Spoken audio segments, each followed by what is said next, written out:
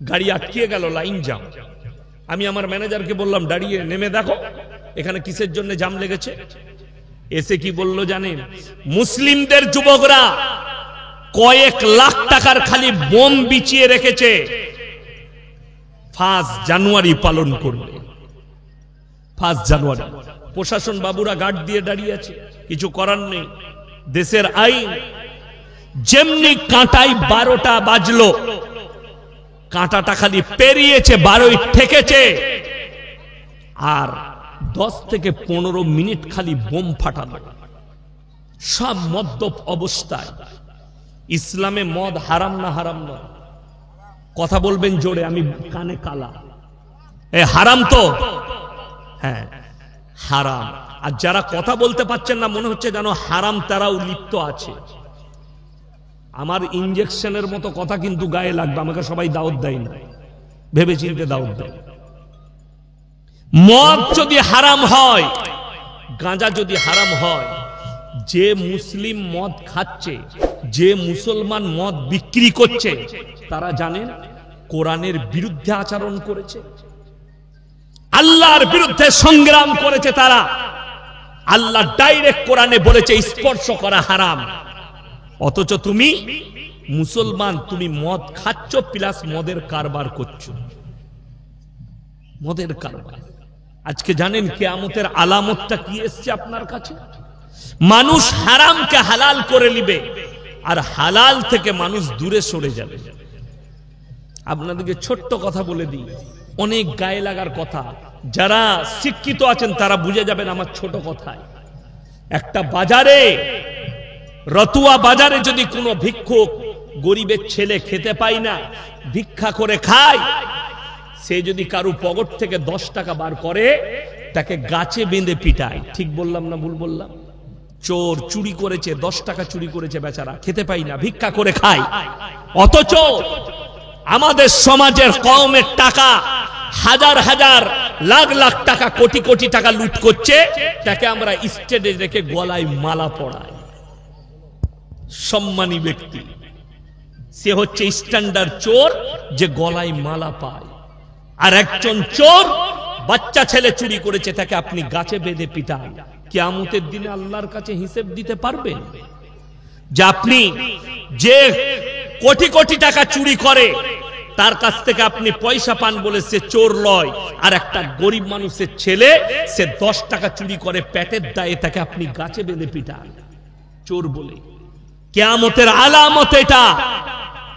আল্লাহ রাসূল সাল্লাল্লাহু আলাইহি সাল্লামের হাদিস, যে তোমরা দেখতে পাবে হে আমার নবী। নবীজি বললেন, সাহাবীরা শোনো, কিয়ামতের আলামতের মধ্যে মারাত্মক আলামত, অশিক্ষিত মূর্খরা দেশ চালাবে আর শিক্ষিতরা চুপচাপ বসে তাকিয়ে দেখবে। আজকে ওটাই হয়েছে। আসসালামু আলাইকুম। ডেলিগেটে যারা খাবেন দয়া করে, আর বলবো না, এটা শেষ। আপনারা 50 টাকা করে মহিলাও খেতে পারেন, মহিলা পুরুষ সবাই খেতে পারেন।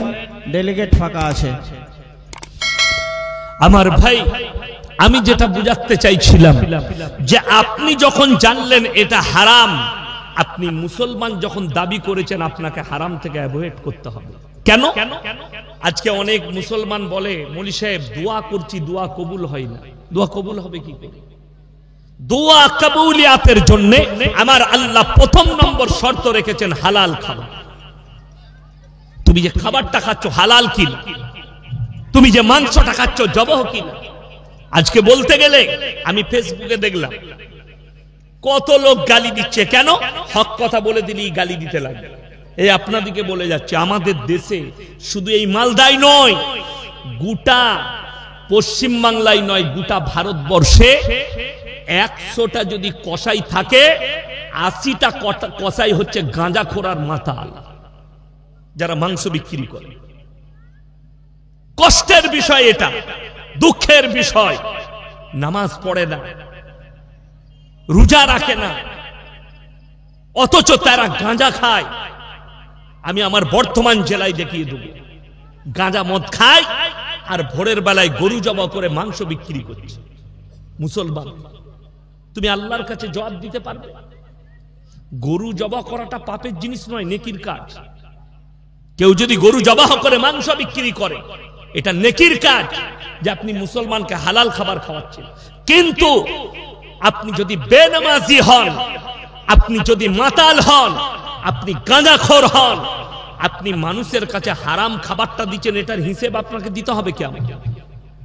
অনেক মানুষ অজান্তে মুসলমান নিয়ে নিচ্ছে, না জানতে নিয়ে নিচ্ছে। আরে অসুবিধা কি আছে? ফজরের নামাজ পড়ে গরু জবাহ করো। আগে গরু জবাহ করেছো, সব হয়ে গেল, কাপড় পাল্টিয়ে ফজরের নামাজটা পড়ে নাও। তোমার উপরে বিশ্বাস জাগবে, তুমি বিসমিল্লাহ আল্লাহু আকবার বলে জবাহ করবে। সুদ হারাম কে জানে না বলুন? কথা বলে না, সুদ হারাম সবাই জানেন তো? সবাই জানে। কোরআনে আছে ওয়াহাল্লাল্লাহুল বাইয়া ওয়া হাররামার রিবা। তোমাদের জন্য সুদকে হারাম করা হয়েছে, ব্যবসাকে হালাল করা হয়েছে। আপনি ভেবে দেখুন, কোরআনে যখন আল্লাহ হারাম বলেছেন, এইটা যদি কোনো মুসলমান সুদের কারবার করে, সে আল্লাহর সঙ্গে সংগ্রাম করলো না? করলো না, আল্লাহর বিরুদ্ধে আচরণ করেছে। তোমার ঈমান ধ্বংস হয়ে যাবে, তোমার জীবনটা পণ্য হয়ে যাবে, যেহেতু তুমি রাসূলের বিরুদ্ধে, আল্লাহর বিরুদ্ধে সংগ্রাম ছেড়ে দিয়েছো, যুদ্ধ ঘোষণা করেছো কোরআন বিরোধী কাজ করে। আজকে আমাদের দেশে বলতে কষ্ট লাগে, জানেন, সকালবেলায় অনেক মুসলমান আছে, তাদের বিড়ি না খেলে হাগায় হয় না। ঠিক বললাম না ভুল বললাম? বিড়ি না খেলে তাদের হাগা হয় না সকালবেলায়, তাদের ফতোয়া আলাদা। ওই জন্য তো আমি মেদিনীপুরে গেছি, আমার আগে একজন বয়ান করছিলেন, তো তাকে একজন প্রশ্ন দিয়েছে, হুজুর বিড়ি সিগারেট গুটকা খাওয়া কি? হুজুর তখন বলছে মাকরুহ, তার মানে খাওয়া যাবে। আমি তাদেরকে জিজ্ঞেস করলাম স্টেজে গিয়ে, তোমার ইমাম যদি সিগারেট খায় তার পেছনে নামাজ পড়বে? সবাই বললে না। তোমার ইমাম যদি গুটকা বিড়ি খায় তার পেছনে নামাজ পড়বে? বললে হুজুর না। আমি বললাম, হুজুর খেলে হারাম, তুরা খেলে মাকরুহ, তোর হুজুরও মার খাবে, তুইও খাবি। কথাটা বুঝতে পেরেছেন? ভারতবর্ষে আমরা সমীক্ষা দেখতে পাচ্ছি 30% মুসলমান আছে, অর্থাৎ 30 কোটি মুসলমান। সরকারের সমীক্ষা,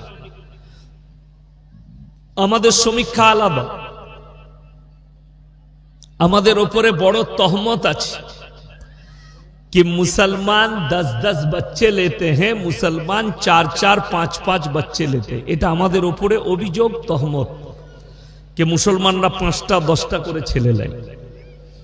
এখন আমার মেয়ে স্কুলে যায়, বড় মেয়ের নাম আফিফা, তো সে আমাকে একদিন জিজ্ঞেস করছে, আব্বু ভারতবর্ষে আমরা কি 22%? কেন? স্কুলে পড়লাম, শুনলাম যে আমরা ভারতে মুসলমান 22%।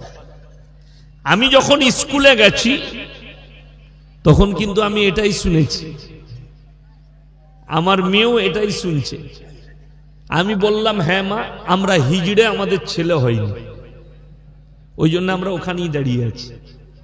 অথচ তারাই বলছে মুসলমান 10-10 বাচ্চা লেতে। আমাদের সমীক্ষা নিলে ভারতে 40%, 40 কোটি মুসলমান আছে। আলহামদুলিল্লাহ, জোরে বলুন আলহামদুলিল্লাহ।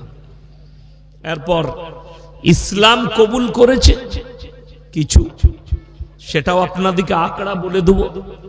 কত মানুষ কত বৎসরে ইসলামের ছায়া তলে এসেছে।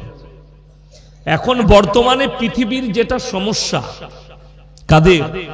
বেঈমান, কাফের, ইহুদি, নাসারা যারা আছে, তাদের সব থেকে বড় মাথা ব্যথা সমস্যা, সেটা হচ্ছে কোরআন, ইসলাম, দাড়ি, টুপি, মুসলমান। এইটা হচ্ছে সমস্যা, বাকি অন্য কোনো সমস্যা নেই। এইটা নিয়ে প্রবলেম সবারই। কেন? একটাই কারণ, আল্লামা ইকবাল লিখেছেন, ইস ঘর কো আগ লাগি ঘর কি চিরাগ সে। মুসলমান তোমরা নিজেদের ঘরে নিজের আগুন ধরিয়েছ। যতগুলো পৃথিবীতে, আমি পৃথিবীর বাদ দেন, বর্তমানে ভারতবর্ষে যতগুলো কোরআনের ইসলামের দুশ্মন দেখতে পাচ্ছি, সব থেকে বেশি মুসলিম ঘরে জন্ম নিয়ে। যদি বলেন নামগুলো বলুন, তসলিমা নাসরিন কোন হিন্দু ঘরে জন্ম নেয়নি, বাংলাদেশের একটা মুসলিম পরিবারে জন্ম নিয়েছে, যদিও সে ইন্ডিয়ায় বসে আছে। ইন্ডিয়ায় ভারত সরকারের প্রতি অন্য কোনো দুঃখ নেই, দুঃখ একটাই, আমাদের দেশে একজন মুসলিম চিত্র আর্টিস্ট, ছবি আঁকার আর্টিস্ট, তার নাম মকবুল ফিদা হোসেন। সে দেবদেবীর নগ্ন ছবি আঁকার কারণে তাকে দেশ ছাড়তে হয়েছে। সে ভারতের বাইরে আছে, লন্ডনে। এটাকে কি ইসলাম সাই দেয়? কখনো নয়, ইসলাম স্বীকৃতি দেয় না। শুনেলেন কোরআন, আল্লাহ তাআলা কোরআনে নিজে বলেছেন, তোমরা কারু দেবদেবীকে গালি দিও না, কারু ধর্মকে গালি দিও না, তারটাকে তুমি নিজের মনে করো না। আপনি আল্লাহ বিশ্বাসী হন, কালমার দাওয়াত দেন, আল্লাহ যাকে হিদায়াত দিবে সে দাওয়াত পাবে। আমাদের জলসা ছুটছে, আমার 1 লাখের বেশি জলসা ফেসবুক আর ইউটিউবে ছুটছে। হিন্দু, মুসলিম, খ্রিস্টান, ইহুদি, নাসারা, দলিত, আদিবাসী সবাই শুনছে, সবাই শুনছে, কোনো অসুবিধা নেই। আল্লাহ যাকে হিদায়াত দিয়ে দিবে সে ইসলামের ছায়া তলে চলে আসবে। আল্লাহ যাকে হিদায়াত দিবে, আপনাদিকে আমি তথ্য দেব, ইসলামের ছায়া তলে কত মানুষ এসছে এবং আগামীতেও আসবে। জোরে বলুন সুবহানাল্লাহ। কত মানুষ এসছে, কত মানুষ আসবে। সমস্যা কোথায়? তসলিমা নাসরিন একজন মুসলিম পরিবারে জন্মগ্রহণ করা মেয়ে, রসুলের দুশ্মন, ইসলামের দুশ্মন, কোরআনের দুশ্মন। মকবুল ফিদা হোসেন দেবদেবীর নগ্ন ছবি আঁকার কারণে তাকে দেশ ছাড়তে হয়েছে। আর তসলিমা নাসরিন কোরআনের বিরুদ্ধে, রসুলের বিরুদ্ধে, দাড়ি টুপির বিরুদ্ধে আর মুসলিমদের বিরুদ্ধে বলার কারণে ভারত তাকে ঠাঁই দিয়েছে। দিল্লিতে বসে আছে, দিল্লিতে আছে, সরকার তাকে ঠাঁই দিয়েছে। বড় কষ্ট লাগে। একজন বলছে, আমার কমেন্টে লিখেছে, তুমি কি আসাদ নূরের সঙ্গে তর্ক করবে? আমি বললাম তাকে সামনাসামনি নিয়ে এসো না, বাপের বেটা হলে সামনাসামনি বসাও। আমাদের লুকিয়ে বেড়াচ্ছে কেন? লুকিয়ে যারা গালি দেয়, আর একটা কথা মাথায় রাখবেন, এটা রাসূল সাল্লাল্লাহু আলাইহি সাল্লামের কথা। নবীজিকে একজন মুনাফিক বেঈমান গালি দিল, নবীজি বললেন, তুমি অবশ্যই যখন আমার বিরুদ্ধে আচরণ করেছো তুমি অবৈধ সন্তান। নবীজি বলেছেন মানে কথাটা অনেকটা দামি, ঠিক কিনা কথা বলে? সেই বেঈমান নিজের মাকে গিয়ে জিজ্ঞেস করছে, সত্যি করে বলো আমি অবৈধ না বৈধ? তার মা বললে, বাবা নবী যেটা বলেছে সত্য কথা, আমি মুখ কালো করে অন্যজনের সঙ্গে জিনা করে তোকে জন্ম দিয়েছি, তুমি তোমার বাপের সন্তান নও। রাসূল বললেন, যারা নবীজিকে বর্তমান গালি দিচ্ছে, কোরআনকে, আল্লাহকে, রাসূলকে, তারা সব অবৈধ সন্তান। কুকুর দুটো সময় চিল্লায়, মাথায় রাখবেন, কুকুর দুটো কারণে চিল্লায়। এক, যখন পাগল হয়ে যায় তখন কুকুর চিল্লায়, দ্বিতীয় তার মালিক যদি পেছনে দাঁড়িয়ে থাকে তখন সে চিল্লায়। समझदारों के लिए इशारा काफी है। যারা বুদ্ধিজীবী তাদেরকে বুঝতে অসুবিধা হবে না আমি ভাষাটা কি বললাম। আমি যদি আর ব্যাখ্যা বিশ্লেষণ করি, কালকে আমার নামে অ্যারেস্ট ওয়ারেন্ট জারি হবে। मौलवी ने भड़काऊ भाषण दिया, मौलवी ने किसी को कुत्ता बोला, আমরা বললে দোষ। আর একজন ব্যক্তি দাঁড়িয়ে মঞ্চে বলছে মুসলমান को काट कर उसके घर में गाड़ देंगे, অপরাধ নয়, কোনো অসুবিধা নেই। বলো, জবান দিয়েছে বলো। আর আমরা যেটা বলবো ইশারাই বলবো, যারা বুদ্ধিজীবী হবে তারা বুঝে নেবে আমি কি বলতে চেয়েছি। আমার বলার উদ্দেশ্য, এখানে যতগুলো মুসলমান নরনারী বসে আছেন ইমানদারির সঙ্গে বলুন তো, প্রত্যেকটা মুসলমানের জন্য দ্বীনি শিক্ষা অর্জন করা কি ফরজ? আপনার এই থানাটার নাম কি? থানাটা কি থানা? রতুয়া থানা, রতুয়া 1। এই রতুয়া থানায় এই মৌলভী সাহেবদিকে যদি বলি আপনারা সমীক্ষা করুন কত পার্সেন্ট মুসলমানের কাছে দ্বীনি শিক্ষা আছে, আশা করি 85% মুসলমানের কাছে দ্বীনি শিক্ষা নেই। কেন? 100টা ফ্যামিলির মধ্যে 80টা ফ্যামিলির সঙ্গে কোরআনের কোনো টাচ নাই, সম্পর্ক নেই, কোনো টাচ নেই, সম্পর্ক নেই। তাদের সম্পর্ক পয়সা, তাদের সম্পর্ক দুনিয়া, তাদের সম্পর্ক শয়তানের আখলাক আর চরিত্র। আপনি মাথায় রাখবেন, একটা মানুষের উপরে আসর পড়বে তার পোশাকের উপরে। পোশাক পরিচ্ছদ যদি বেঈমান কাফেরের মতো হয় তার উপরে আসর পড়বে। আপনি একটা দামি হসপিটালে যান মালদায়, এখন পশ্চিম বাংলা হার্টের চিকিৎসার নাম্বার 1 সেটা হচ্ছে আমার বাড়ির কাছে দুর্গাপুর মিশন হসপিটাল। অনেকে নাম শুনেছেন, হার্টের অপারেশনের সব থেকে ভালো। আর ফ্রি চিকিৎসায় বর্ধমান টাউনে অনাময়, যেটা কলকাতাতেও নেই, বর্ধমানে আছে ফ্রি চিকিৎসা সরকারি। 1000 টাকার ওষুধ কিনলে 300 টাকা লাগবে, 700 টাকা ছাড় সরকারের তরফ থেকে। অনাময় দুটোই এখন টপ র্যাঙ্ক। এই আপনি যদি মিশন হসপিটালে যান চিকিৎসা করাতে, কিংবা আপনি যদি ভেতরে ঢুকতে চান, ল্যাবরেটরিতে আপনার কোনো পরীক্ষা হয়, আপনার পোশাক পরে ঢুকতে দিবে না, তাদের একটা পার্সোনাল পোশাক আছে, সেই পোশাকে ঢুকতে দিবে আপনাকে। ইউনিফর্ম আছে তাদের, সেই ইউনিফর্ম পরে ঢুকতে দিবে আপনাকে। যেমন একটা পুলিশ যদি আন্ড্রেসে এসে আমাকে অ্যারেস্ট করতে আসে, তাকে লোকে মারবে না? মারবে না। কে তুমি? পুলিশ, তোমার কি প্রুফ আছে? তাকে কার্ড বার করে দেখাতে হবে। তার পরিচয় হচ্ছে তার ইউনিফর্ম, তার পোশাক।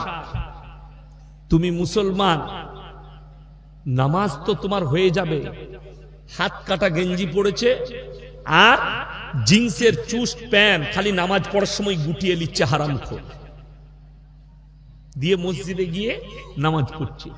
বেঈমান কাফেররা এমন এমন প্যান্ট বার করেছে, এখনকার যুবকরা প্যান্টগুলো পরে নামাজ পড়ছে। সে যদি গেঞ্জি পরে সিজদায় যায়, পেছন দিকে আলী বাবার গুফা বেরিয়ে যাবে, পেছনে যে আছে তার নামাজ হবে না। ঠিক বললাম না ভুল বললাম? পেছনে সব বেরিয়ে গেল, এমন প্যান্ট পরেছে নিচে। আমি তো একবার বোম্বে যাচ্ছিলাম, এয়ারপোর্টে দুর্গাপুর, কলকাতায় দমদমে প্লেনে চাপবো, লাইনে দাঁড়িয়ে আছি, বোর্ডিং পাস করাবো।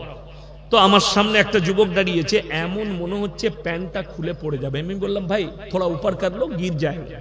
সে বলে নেই এ ডিজাইন হ্যাঁ। আমরা সালা এমন ডিজাইনের প্যান্ট বেরিয়েছে, হতেও পারে। বেঈমান কাফেরদের আখলাক। তো ইউনিফর্মের একটা বড় দাম আছে। আপনার ফ্যামিলিতে কোরআনের সঙ্গে কতটা ফ্যামিলিকে টাচে রেখেছেন ওইটা একবার চিন্তা করুন, আপনি কতটা টাচে আছে। আজকে 80টা ফ্যামিলিতে কোরআনের সাথে কোনো সম্পর্ক নেই, যার কারণে এখন বাংলা মানে কোরআন বেরিয়েছে না বেরোয়নি? কথা বলে বেরিয়েছে। আজকে একটা বাচ্চা মেয়ে, বাচ্চা ছেলে মাধ্যমিক পাস করেছে 16 বছর বয়সে, নানাকে নানিকে বলছে নানি আমাকে একটা মোবাইল কিনে দিতে হবে। হাই রে নানা নানি, লাতনি মাধ্যমিকে পাস করেছে, ভালো নম্বর পেয়েছে, কিনে দিল মোবাইল, একটা কোরআন কিনে দিবে না। কি করে? পয়সা নেই, বন্ধন লোন না হলে গ্রুপ লোন নিয়েছে, দিয়ে লাতনিকে একটা মোবাইল কিনে দিচ্ছে, লাতনি সব। সেই মেয়ে পালিয়ে যাচ্ছে, মোবাইলের দ্বারা জিনা করছে, সব পাপিয়ারা হবে। আমার কাছে এক পরিবার এলো, এসে বললে হুজুর মুর্শিদাবাদে অমুক থানায় আপনার পরিচয় আছে। আমি বললাম না। কেন, কি হয়েছে বলো? আমি আমার থানায় বলে দিই। বলছে 13 বছর বয়স মেয়েটার, বাচ্চা মেয়ে, স্কুলে 8-9-এ পড়ে, নানি তাকে শখ করে ধার দেনা করে মোবাইল কিনে দিয়েছে। সেই বাচ্চা মেয়ে একটা ছেলের বাপের সাথে পালিয়ে গেছে। এটা আমি বানানো গল্প বলিনি, সত্য ঘটনা বলছি। এই বক্তব্য যদি ইউটিউবে সেই পরিবার শুনে, সে বুঝতে পারবে ইয়াসিন সাহেব আমাদেরই কথা বলল। আর আমি বলা বুঝার জন্যই বলছি, তাদের নাম উচ্চারণ করিনি। তো শুধু সেই মেয়েটা একা জিনাতে লিপ্ত হয়নি, পাপী হয়নি, তার পরিবারও পাপী। এখন বাংলা মানে কোরআন বেরিয়েছে না বেরোয়নি বাবা? বেরিয়েছে। আচ্ছা, এখন তো মিনিমাম সব ছেলে মেয়েরাই বাংলা পড়তে জানে কম বেশি, ঠিক বললাম না ভুল বললাম? তোমার পরিবারে একটা বাংলা মানে কোরআন নাই যে হারাম হালালটা চিনতে পারবে। আজকে মুসলমান হারাম হালাল চিনে না, দিন আর বদ্দিন চিনে না, শিরক আর বেদাত চিনে না, কুফরি চিনে না, আল্লাহ বিরোধী কাজ জানে না, কোনটা আল্লাহ বিরোধী, কোনটা আল্লাহর পক্ষের কাজ। আপনাদের এখান থেকে কালিয়াচক কাছে, ঠিক বললাম না ভুল বললাম? কালিয়াচকের হাই রোড, এখানে যদি 100টা যুবক যুবতী থাকে স্কুল পড়ুয়া, যদি দাঁড় করায় 80টা যুবক যুবতী আরবি 12টা মাসের নাম বলতে পারবে না, ঠিক বললাম না ভুল বললাম? 80টা যুবক যুবতী। কিন্তু জিজ্ঞেস করুন, ও খাতায় লিখে রেখেছে 1 জানুয়ারি কবে পড়বে, আর সেই দিনে হারামখোর মদ নিয়ে ফিস্টি করতে যাবে, আর তার পরিবার উৎসাহী। 30 ডিসেম্বর 2023 সাল, রাতটা পেরুলেই 1 জানুয়ারি 24 সালে আমি জলসা করেছিলাম, আজও আমার ব্রেনে আছে। জায়গাটা হচ্ছে মালদা সুজাপুর গয়েশবাড়ি। গয়েশবাড়িতে জলসা শেষ করলাম 11:45, গাড়ি ছাড়লাম, 13 মিনিট লেগেছে আমার কালিয়াচক স্ট্যান্ডকে আসতে, হাইওয়ের ওপরে বাড়ি যাচ্ছি।